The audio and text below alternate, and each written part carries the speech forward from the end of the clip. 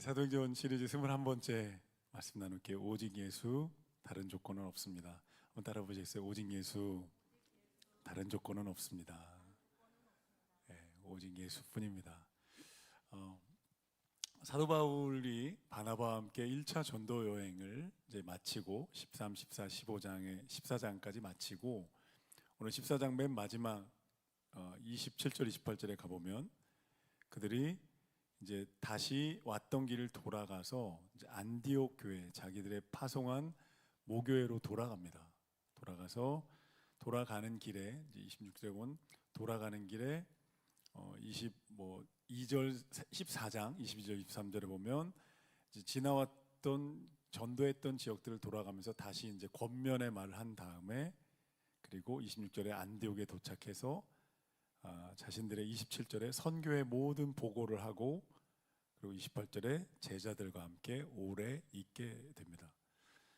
이 맥락이 뭐냐면 1차 전도여행은 이제 다 끝나고 왔다는 거예요. 1차 전도여행이 거의 한 2년에 걸쳐서 이루어졌고 거의 한 2200km의 거리, 지명을 따라 가보면 그런 먼 정말 긴 거리에 선교를 마치고 돌아옵니다. 굉장히 드라마틱한 성령의 역사가 있었고 또 놀라운 기적들이 나타났고 이방인들이 복음에 반응하는 놀라운 그 사명의 현장이 맞춰지고 돌아오게 된 거죠.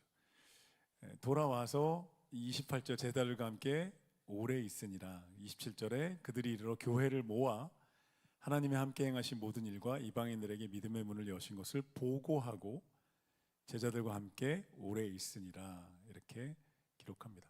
이 두 절 안에요 우리 교회가 추구하는 비전 두 가지가 들어있습니다. 첫째는 선교적 교회에 대한 비전이고 다른 하나는 셀교회에 대한 비전입니다. 그렇지 않을까요? 선교, 하나님이 주신 그 놀라운 사명을 향해서 먼 길 떠나와서 내가 함께 이야기 나누고 함께 위로하고 함께 기쁨을 나눌 수 있는 믿음의 가족들이 있는 거예요. 이 두 가지 여러분 비전이 있습니다. 드라마틱한 하나님 나라의 역사를 경험하고 왔는데 나눌 사람이 없으면 어떡할 거예요? 나를 파송해 줄 교회가 없다면 그리고 반겨줄 영적 가족이 없다면 그래서 이 선교적 교회와 셀교회를 향해서 우리 교회는 함께 나아갑니다. 하나님의 사명을 감당하는 교회, 영적 가족이 있는 교회를 향해 나아가는 거죠. 그리고 28절에 보면 제자들과 함께 오래 있었다고 말합니다. 그러니까 영적 가족들과 함께 오랫동안 지쳤던 몸도 좀 쉬었을 거고 또 얼마나 2년을 넘게 다녀온 지도자들이잖아요. 그러니까 막 돌아가면서 얼마나 막 식사도 대접하고 얼굴이 아였어요. 소갈비 먹으러 가요. 수복 삼계탕에 가요. 태릉 맥갈비에 가요. 우리 집에 와요. 내가 잘하는 고기전을 무쳐놨어요. 얼마나 그런 시간들을 보내면서 가서 어떤 일이 있었는지 얘기해줘요. 이고니온에서 안진뱅이가 일어나고 더베에서 제자를 양육하고 이런 얼마나 행복한 시간을 보냈겠어요. 다녀와서. 그것이 믿음의 공동체의 아름다움이고 또 영적 가족의 아름다움인 것 같아요. 그런데 그런 오래 있던 시간이 15장 1절에 보면 한 무리의 사람들이 안디옥에 오면서 이 아름다운 평온함이 깨집니다. 한번 1절 한번 보시겠어요? 15장 1절 어떤 사람들이 와서 이 교회의 평온함이 깨지는지 한번 보시겠습니다. 한 1절 함께 읽을게요. 다 같이 시작.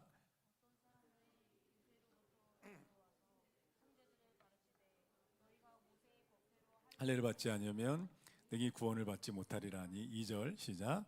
바울과 및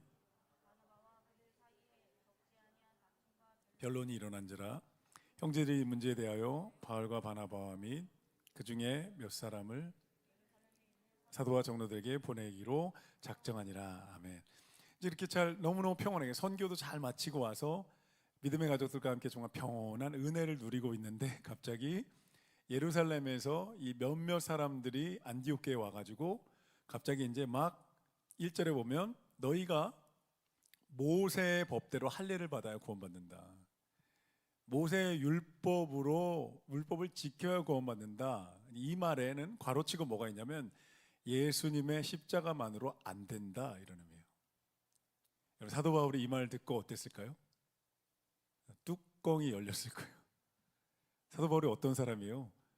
교회를 박해하고 율법에 목숨 걸고 인생을 살던 사람이에요. 교회를 박해하고 자기의 인생을 완전히 바닥으로 떨어뜨렸던 율법의 인생을 목매고 살았던 인생이었는데, 그래서 하나님의 은혜로 다메섹 도상에서 주님 만나서 완전히 인생이 변화됐는데, 갑자기 유대 율법주의자라서 율법 지켜야 돼, 예수만으로 안 돼. 그래서 어떻게 되냐면 2절 보시겠어요? 바울과 바나바와 그들 사이에 적지 아니한 다툼과 변론이 일어납니다. 교회, 평온했던 교회에 엄청난, 지금 이게 다툼과 변론이라는 이 헬라 원어를 찾아보면 어떤 단어냐면 민중 봉기와 밀란이 일어난, 이런 때 쓰는 단어예요.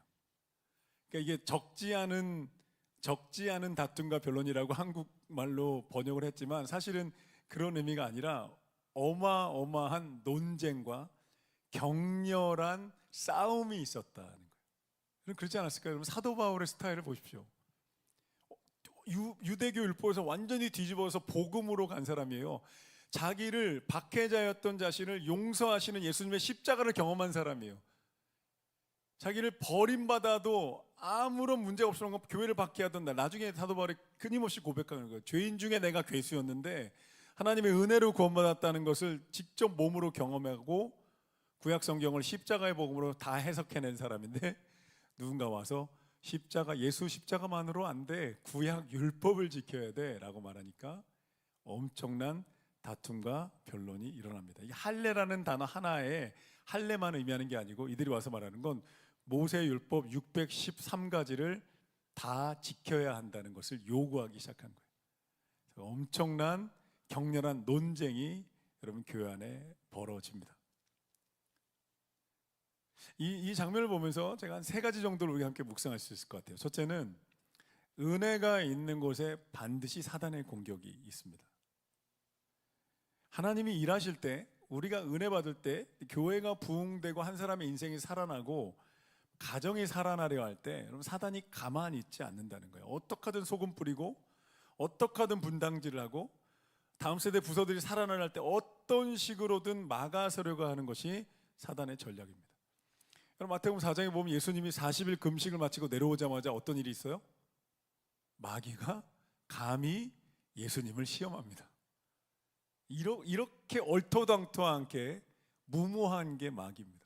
예수님을 시험했던 마귀가 우리는 가만둘까요? 천만에요. 엄청나게 우리 어떤 식으로든 마귀가 한다는 걸 모르게 만들어서 우리를 시험하고 넘어뜨리려고 합니다. 느헤미야 4장에 보면요, 느헤미야가 백성들과 함께 성벽을 재건해서 하나님의 비전을 성취해갈 때 산발랏과 도비아라는 대적이 나타나 이렇게 말합니다. 여우가 올라가도 무너질 거다. 조롱합니다. 느헤미야가 어떻게 하는지 아세요? 성벽을 짓는 백성들에게 한 손에 창을 들고 한 손으로 벽돌을 쌓도록 해요. 전쟁을 계속하는 거예요. 여러분, 도둑은 빈집을 털지 않습니다. 우리가 사단의 공격을 당한다는 건 우리가 잘하고 있다는 거예요. 할렐루야, 할렐루야. 잘 가고 있다는 거예요. 예수님의 말씀으로 이기고 느헤미야처럼 지혜로 이기는 저 여러분 되기를 예수님으로 축복합니다. 아멘. 사단의 공격에 긴장하지 않고 주눅들지 않기를 예수님의 이름으로 축복합니다. 아멘. 두 번째, 거룩한 싸움을 싸워야 할 때가 있다는 거예요. 복음의 본질을 지키기 위해서, 이 교회의 건강함을 지키기 위해서 사도 바울이 물러서지 않았어요. 좋은 게 좋은 거다 하지 않았습니다. 바울은 분명히 복음이라는 거예요. 어떻게 예수님의 십자가의 복음을 훼손시키는 주장이 들어왔을 때 바울은 막아섭니다. 격렬한 논쟁을 벌입니다. 아니라는 거예요. 하나님의 아들이, 우리의 율법 준수가 필요해서 구원을 받는다면 하나님의 아들이 그토록 고통스럽고 처참한 십자가에서 죽으실 이유가 뭐냐는 거예요.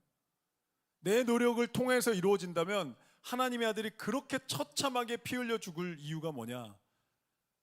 그 이유는 내 노력으로 안 되기 때문에 하나님의 은혜를 위해서 행하신 일이라는 거예요. 할렐루야. 여러분, 십자가의 복음에 대해 이야기합니다. 여러분, 사단은 틈을 타지만요, 이 갈등의 시간을 통해 하나님은 진리를 더 선명하게 하고 이 교회를 더 건강하게 지키십니다. 직면해서 맞서야 할 때가 여러분 있다는 거예요. 환자를 살리기 위해서는요, 살을 째고 고름을 짜내야 합니다. 그냥 두면, 환자가 아프다고 고통스러워하다고 두면 더 열이 오르고 더 위험해지게 되는 거예요. 우리 신앙도 마찬가지인 거죠. 사람들이 조롱하고 가족들이 반대하고 누구도 알아주지 않아도 여러분 믿음의 그 복음의 순수성을, 복음의 지조를 지키기 위해서 여러분 직면하여 맞서야 할 때가 있고 맞서야 될 때가 있으면 온다면 여러분 주저하지 않고 맞설 수 있게 되기를, 그런 용기가 있게 되기를 예수님의 이름으로 축복합니다. 세 번째, 격렬한 논쟁은 질서 있게 해결돼야 합니다. 보십시오. 2절에 격렬, 다툼과 변론이라는 단어가 거의 민란, 봉기 이런 단어거든요. 그런데 그렇게 다툼이 일어나는데 이들이 갈라서지 않아요. 이들이 이거 가지고 논쟁했다고 그것을 가지고 자신의 고집으로 자신의 경험을 붙들지 않고 어떻게 하냐면 2절 끝에 보십시오. 그중 몇 사람을 예루살렘에 있는 사도와 장로들에게 보내기로 작정합니다. 교회의 권위, 교회의 질서를 지키기로 마음을 모아요. 이게 가능하지 않을 것 같은데, 사도 바울 성격에 안 될 것 같은데 합니다. 교회의 질서 앞에 순종하고 그리고 하나의 마음을 모아서 예루살렘에 있는 진짜 최고 지도자들에게, 사도들에게 이 문제를 물어보자라고 한 마음이 돼서 보냅니다. 하나됨을 지켜요. 너무너무 아름다운 모습이죠. 성숙한 태도로 이들이 한 마음이 됩니다.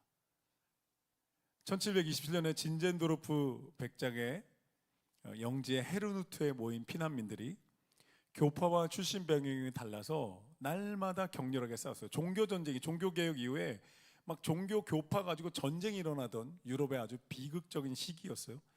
피난민들이었는데도 서로 싸웁니다. 서로 비난하고 정죄하며 지옥 같은 날들을 보냈는데, 이 진젠도르프라는 백작이 자신의 영지에 모인 사람들을 집집마다 찾아다니며 눈물로 호소해요.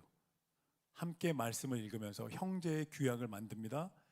그리고 그들이 그 설득에 마음이 녹아져서 자신의 고집을 내려놓고 함께 기도의 자리로 나아가요.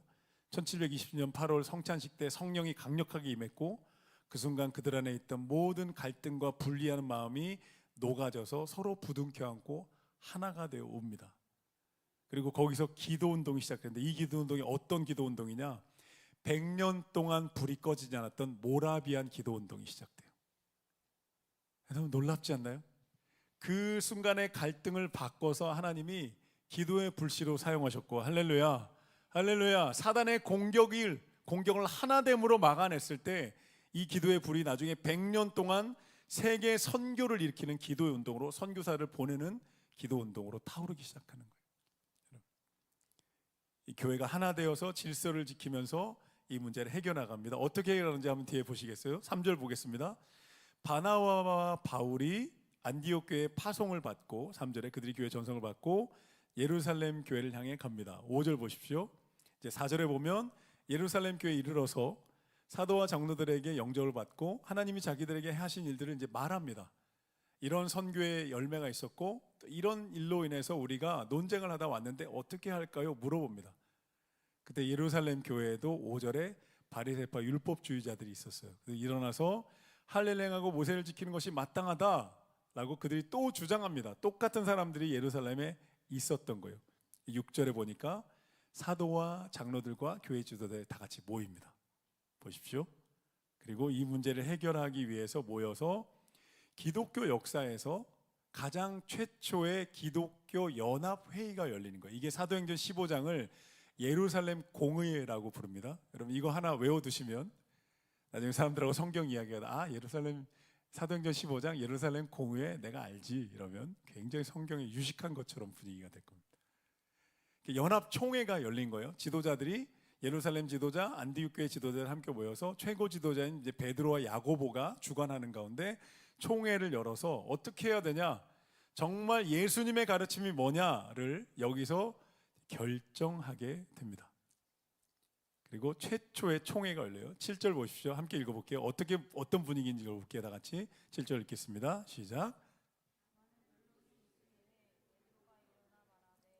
형제들아 너희도 알거니와 하나님이 이방인들로 내 입에서 복음의 말씀을 들어받게 하시려고 오래전부터 너희 가운데서 나를 택하시고, 아멘. 7절 맨 앞에 뭐냐면 많은 변론이 있은 후에, 이 변론이라는 단어도 굉장한 논쟁을 의미합니다.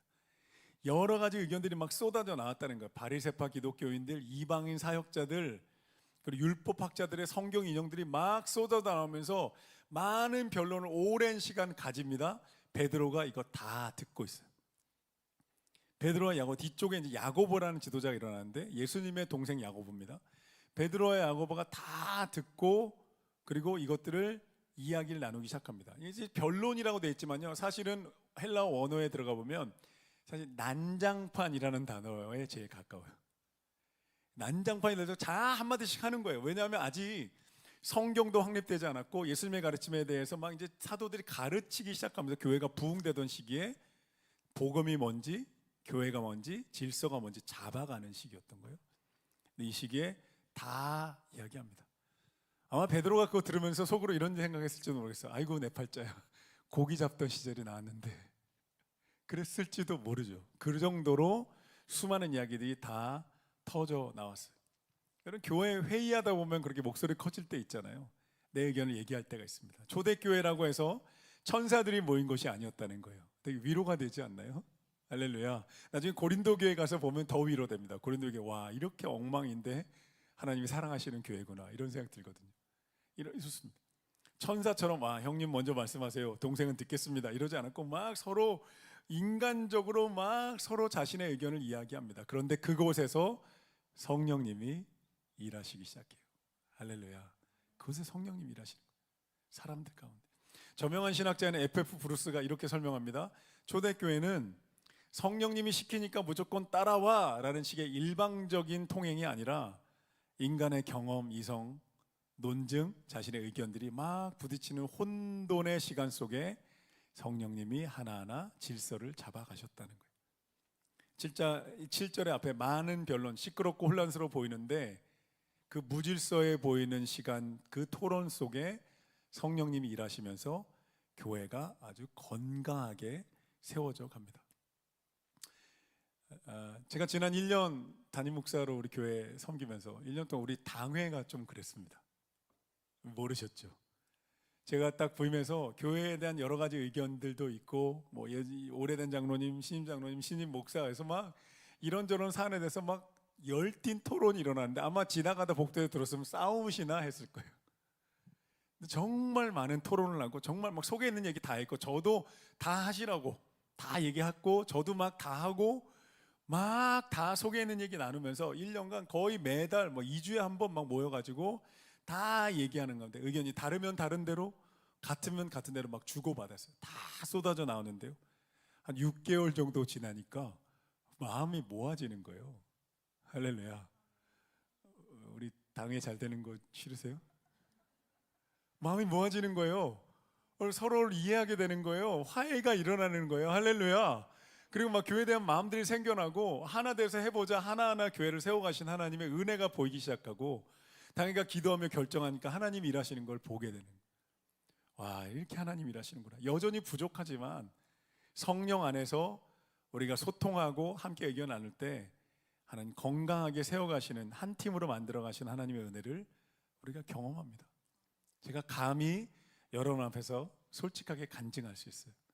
그런 시간을 거쳐서 한 팀이 되어가고, 베델교회는 사랑하는 마음을, 건강한 교회를 세우고자 하는 마음들이 우리 당회 안에, 저와 장로님들 안에 날마다 더 커져갑니다. 그리고 가정도 마찬가지 아닌가요? 부부싸움 안 하는 집이 어디 있습니까? 있긴 있더라고요. 여러분 만나보셨나요? 있긴 있더라고요. 믿기진 않은데 그렇대요. 자기들 말로 있대요. 그래서 제가 그들하고는 부부 얘기를 잘 안 해야 되겠다, 이런 생각이 들 정도로 있긴 있는데 일상적인 평범한 사례는 아니죠. 실제로는 많이 싸우는 게 평범한 거고, 그러면서 화해되고 성령 안에 하나가 되고 부부가 더 돈독해지고, 그 부부들은 어쩌면 싸운 다음에 화해할 때 그 짜릿함을 모를 수도 있어요. 이게 말이 되는 건지 모르겠지만 그렇게 세워져 가는 거죠. 여러분, 교회는 다양한 사람들이 모인 곳입니다. 의견도 다양하고 서로 주고받는 가운데 대립하고 다르다고 실패한 게 아니라는 거예요. 마음이 모아지는 가운데 우리가 겸손하게 성령 안에 하나됨을 지키기만 한다면, 여러분, 성령님이 그 안에 일하셔서 더 놀라운, 더 생명력 있는 건강함을 우리 교회를 통해 만들어 가실 줄로 믿습니다. 여러분, 그런 교회 되기를 간절히 소망합니다. 7절에 보면 베드로가 다 들은 다음에 이제 결론을 내립니다. 벌떡 일어납니다. 많은 변론이 있으며 베드로가 일어나 말합니다. 베드로의 결론은 간단합니다. 첫째, 7절에 보면 내가 이방인들에게 복음을 전했었는데 8절에 보니까 그들에게 성령을 주시더라. 이방인들은 율법을 모르지 않냐? 이게 누구 얘기냐면 여러분 기억나세요? 고넬료 이야기 기억나십니까? 고넬료 만나러 가기 전에 하나님이 베드로에게 환상을 보이셨잖아요. 하늘에서 보자기가 내려와서 부정한 짐승들이 가득 차 있는 걸 보면서 하나님이 잡아 먹으라 그랬는데 베드로가 감히 하나님을 향해서 부정한 짐승은 저는 율법에 따라 안 먹습니다. 근데 하나님 뭐라고 하시냐면 내가 거룩하다 한 것을 너가 부정하다 하지 말아라. 율법이 크냐 내가 크냐? 내가 이방인을 이미 받았다라는 마음을 주셨고 가서 고넬료와 이방인들 만나서 기도했을 때 성령이 임하셨다고. 베드로가 간증하는 거예요. 율법이 아니지 않냐? 하나님이 그들을 받으셨다는데 우리가 율법 강조할 거냐? 그래서 9절에 보면 그들의 마음을 깨끗이 하셨고 차별하지 않았다. 그리고 10절에 보면 두 번째 생각해보자. 우리 조상들이 율법 잘 지켰냐? 못했다. 우리도 못 지킨다. 안 된다. 율법으로 안 되니까 십자가에 복음을 주신 거 아니냐? 그래서 11절 함께 읽겠습니다. 다 같이 큰 목소리로 읽겠습니다. 시작. 그러나 우리는 그들이 우리와 동일하게 주 예수의 은혜로 구원받는 줄을 믿노라 하니라. 아멘. 아멘. 아멘.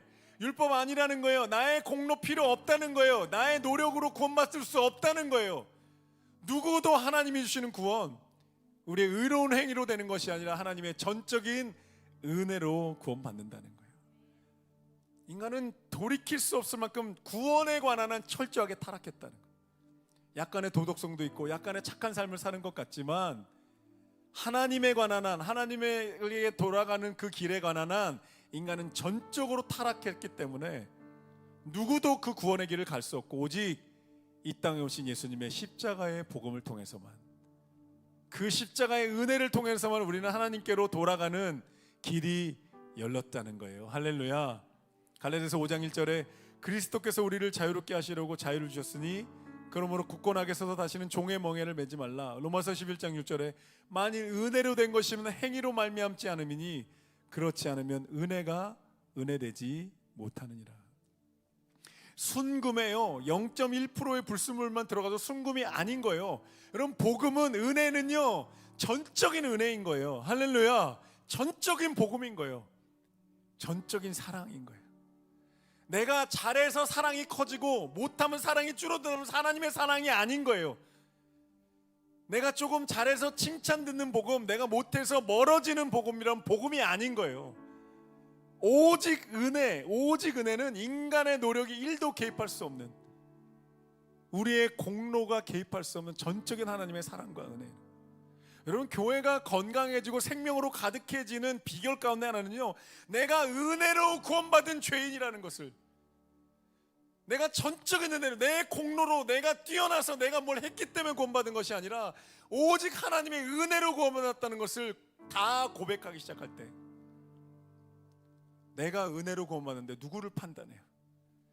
내가 죽을 수밖에 없는 죄인인데 십자가의 공로로 구원받는데 내가 누구를 미워하고 누구를 용납을 못해요? 무슨 권리로, 내가 무슨 자격으로 다른 사람들을 판단하고 다른 사람들을 대해요? 나도 은혜로 구원받았는데. 이게 교회 안에 흐르기 시작하면요, 사람들 볼 때 은혜로 다 보기 시작해요. 저 사람 볼 때도 나도 죄인인데 나에게 은혜를 베푸신 하나님이 저에게도 은혜를 베푸시는데, 이 은혜, 오직 예수의 은혜로 구원받는다는 이 고백이 교회 안에 넘쳐나게 되기를 예수님의 이름으로 축복합니다. 은혜라는 게 쉽죠. 여러분 상상해 보세요. 생각해 보십시오. 우리가 할 수 있는 영역이 있다면 왜 하나님의 아들이 그렇게 처절하게 죽어요? 할 수 없으니까 처절하게 죽는 거예요. 그 십자가의 은혜로 우리가 나아가는 거예요. 오직 십자가를 통해 죄사함 받고, 오직 십자가를 통해 생명을 회복하고, 오직 십자가를 통해 하나님의 사랑받는 자가 되고, 오직 십자가를 통해 자녀의 권세를 누리고, 십자가를 통해 원수에게 이기고, 십자가를 통해 영광스러운 하나님의 백성이 되고, 십자가를 통해 하나님의 영광스러운 사명을 우리가 감당하게 되는 줄로 믿습니다. 이 은혜는 아무것도 아닌 죄인 된 나를 구원하신 하나님의 은혜, 이게 어디서부터 우리를 구원해요? 교만으로부터 우리를 구원해내요. 교만할 수 없다는 거예요. 또 한 가지는 자기 연민과 자기 비하로부터도 끄집어 올려요. 괜찮다는 거예요. 너가 그 모습이어도 은혜로 구원할 것이고, 교만한 자는 낮아지고 자기 비하에 빠진 자는 올라와서 하나님의 복음의 자존감을 회복하게 될지어다. 복음의 자존감을 회복하는 거예요. 그래서 은혜로 서로를 은혜의 안경을 끼고 바라보는 거예요. 서로 가엽게 여기는 거예요. 긍휼히 여기는 거예요. 저 사람에게도 은혜가 필요하지, 나도 은혜로 구원받았지라는 그런 교회로 우리가 세워져 가게 되는 줄로 믿습니다. 베드로가 유대인들의 선민의식을 철저히 깨트리는 거예요. 알리스터 백 목사님의 십자가의 능력과 메시지라는 책에 이런 예화가 나옵니다. 천국 입구에서 한 남자가 천사들의 심사를 받는 거예요. 이 남자가 누구냐면 예수님의 십자가 옆에 매달렸던 강도입니다. 이 사람은 천국에 온 거예요. 천사가 이 강도에게 물어봅니다. 당신 성경을 얼마나 아나요? 모르는데요. 이신칭의 교리에 대해서 아십니까? 모르는데요. 세례는 받았습니까? 모르는데요. 헌금은 한 적 있나요? 남의 돈 뺏으며 살았는데요. 천사가 황당해서 묻는 거예요. 도대체 당신은 무슨 자격으로 이 천국문 앞에 온 겁니까? 그때 그 강도가 이렇게 대답합니다. 내 옆에서 십자가에 달려주셨던 그분이 저에게 오라고 하셨습니다. 와도 된다고 하셨습니다. 할렐루야. 오직 주의 은혜로, 우리 11절 베드로, 오직 주 예수의 은혜로 자격 없는 우리를 십자가에 죽기까지 사랑하신 예수의 은혜로 우리는 구원받았고, 그 은혜로 오늘도 서서 살아가게 되는 줄로 믿습니다. 초대교회 침투했던 율법주의자들이 다 밀려나는 거야. 아니라는 거예요. 복음으로 충분하다. 십자가로 충분합니다. 할렐루야. 한번 따라해 보세요. 십자가로 충분합니다. 십자가로 충분합니다. 한번 더 큰 목소리로 십자가로 충분합니다. 우리 모두 다 천국문 앞에 섰을 때 이 강도같이 말해야 되는 거예요. 당신 무슨 자격으로 왔냐고 물어볼 때 말하는 거예요. 십자가에 달리신 저분이, 십자가에서 죽으신 예수가 저에게 오라고 하셨습니다. 와도 된다고 하셨습니다. 당신이 다 짊어졌으니 너는 오라고 하셨으니 저는 왔습니다. 문을 여십시오. 할렐루야. 오늘 이 밤에 우리가 기도할 때요, 오직 예수, 그 십자가의 은혜, 내 공로가 아니라 나에게 부어주시는 그 하나님의 무한하고 한없는 은혜, 그 사랑이 우리 가운데 부어지게 되기를 예수님의 이름으로 축복합니다. 이렇게 찬양하겠습니다.